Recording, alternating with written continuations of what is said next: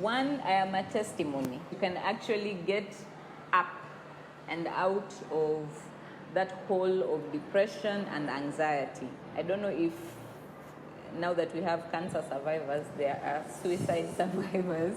Because I am one, I have tried to kill myself more than maybe 2 times. Na sio plot maze.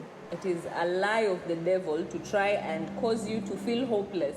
Hopeless to the extent that you do not have the words to explain what it is that you are going through. I think I used to tell my friend, like in Uliza, so how are you? How are you feeling? What is going on? I'm like, nasikia cobwebs.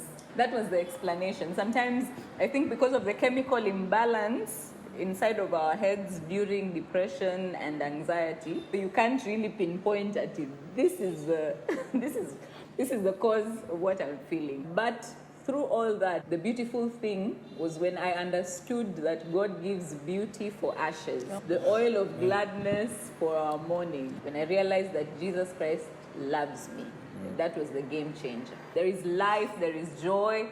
I could not see myself going beyond, I think, 17 years. Then ikafika 27, then imepita, I am getting to another many